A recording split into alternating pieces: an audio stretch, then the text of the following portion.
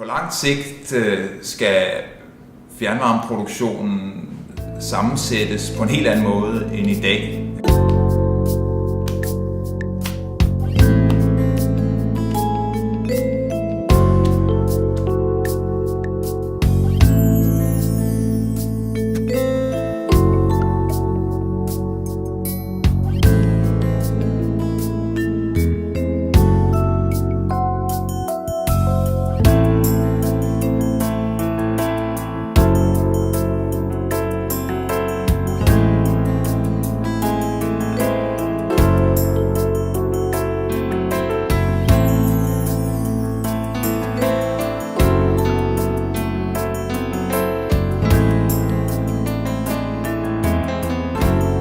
Fremtiden for fjernvarme bør være sådan, at vi i et vist omfang udbygger fjernvarmeforsyningen. I dag er det sådan, at cirka halvdelen af den danske opvarmning er dækket af fjernvarme, men der er forskellige analyser, der viser, at det kunne være en fordel at udbygge det til 60%.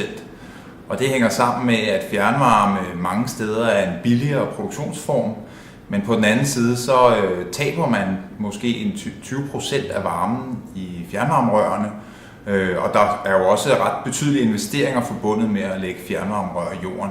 Så balancen ligger nok omkring de 60%, mener vi.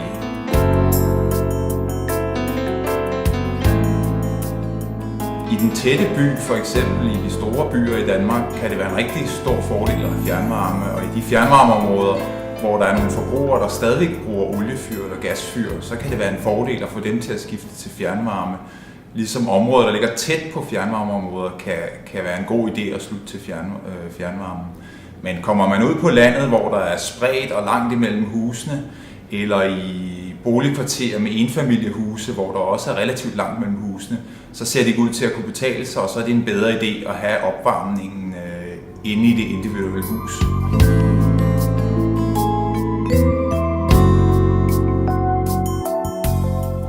Det man skal gøre for her og nu for at forbedre fjernvarmens muligheder, det er at forberede sig på, at vi skal skifte fra olie og kul og gas over til mere grøn energi. Og der er forskellige muligheder. Der er kendt teknologi, men der er også nogle muligheder, som ikke er så kendt. Og det er for eksempel store varmepumper, og det er geotermi. Og nogle af de løsninger mener jeg, at man kan gå i gang med at afprøve hurtigst muligt, for at vise, om det er den vej, vi skal gå i fremtiden, om de her teknologier lever op til de forventninger, vi har til dem.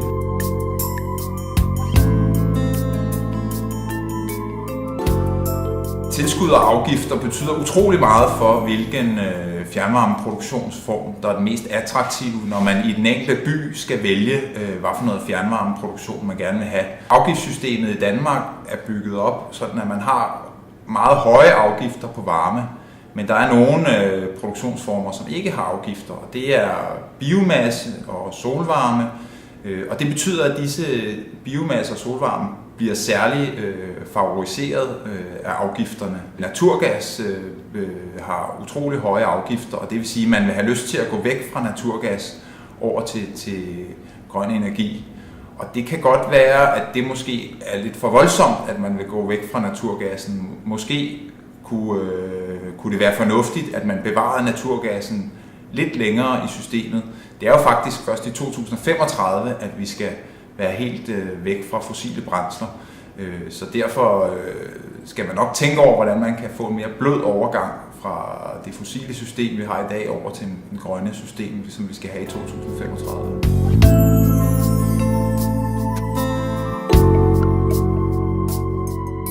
En anden udfordring er at biomasse ser ud til at være en meget attraktiv løsning, hvis man skal væk fra de fossile brændsler. Men biomasse kan være forbundet med bæredygtighedsproblemer, og det er også sådan, at ved hele verden i retning af ikke at bruge kul, olie og gas, så vil der blive et stort pres på biomasseressourcen. Og det vil sige, at hvis hele den danske fjernvarmesektor går i retning af biomasse, som er egentlig det, som afgiftssystemet stykke hen ad vejen tilskynder til, så kan det give nogle udfordringer fra fjernvarmen, fordi at vi lægger alle æggene i en kurv, og biomassepriserne kan stige, og der kan komme bæredygtighedsproblemer. Så derfor er det en udfordring ikke kun at bruge biomasse, men også at finde andre løsninger.